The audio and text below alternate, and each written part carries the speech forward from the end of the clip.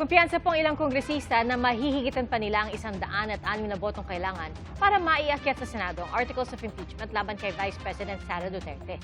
Pinagbibigyan na ang lahat ng mababatas ng kopya ng committee report na House Committee on Justice at ng resolusyong nagtatakda ng Articles of Impeachment. Saksi, si Tina Panganiban Perez. Mr. Speaker, I move to direct the Secretary General to immediately furnish the members electronic copies and distribute to the members printed copies of Committee Report number 261 containing House Resolution number 989. Para mabasa at mapag-aralan bago ang inaasahang botohan sa plenaryo sa Lunes, iniutos sa House Secretary General na bigyan ang lahat ng kongresista ng kopya ng committee report ng House Committee on Justice, pati na ang resolusyon nagtatakda ng Articles of Impeachment laban kay Vice President Sara Duterte. Is there any objection? Hearing none, the motion is approved.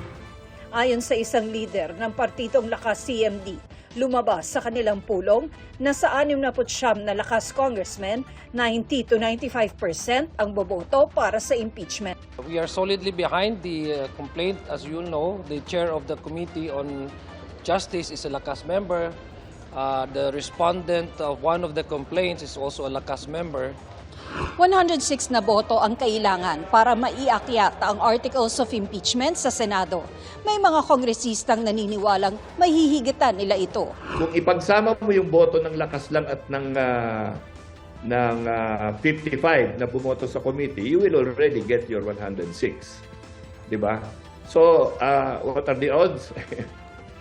Kung pumupusta ka sa karera ng kabayo, panalo na siguro itong kabayong ito kasi 106 lang ang kailangan.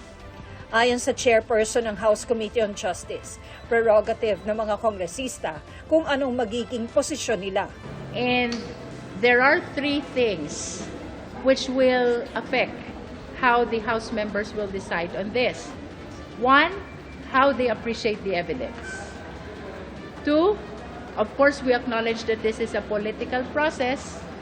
Factor din ang posisyon ng party leadership. And third, the conscience vote. What will be best for the country should be considered also. Sakaling ma-impeach, sabi ni Vice President Duterte, base din sa discussion namin kanina ni Pangulong Duterte, lahat ng mga nangyayari sa buhay ng isang tao ay sinulat yan ng Diyos.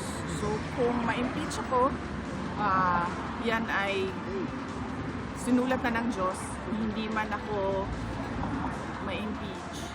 Nasa The Hague, the Netherlands, ang bise para dalawin ang amang si dating Pangulong Rodrigo Duterte.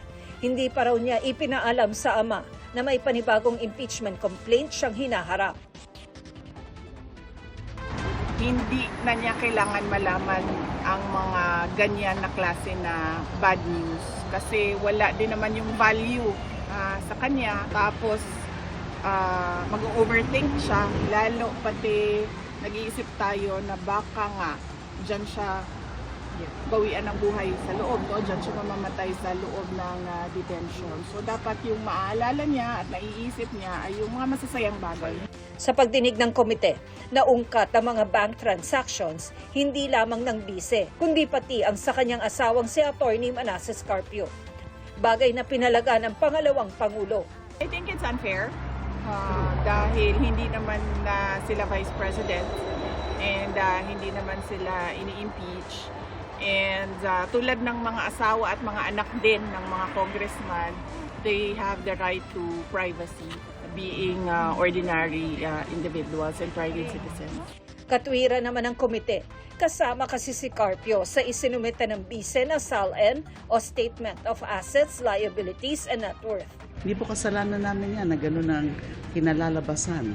Na siyempre, nung tinignan na yung sa AMLAC records and then sa SALN, because you know, these are the joint SALN of the husband and wife, and then hindi namin kasalanan yun na gano'n ang lumabas sa 6.7 billion, 4-point-something billion of inflows ng pera sa mga accounts nila. Inaabangan na kung aakyat sa Senado ang impeachment complaint.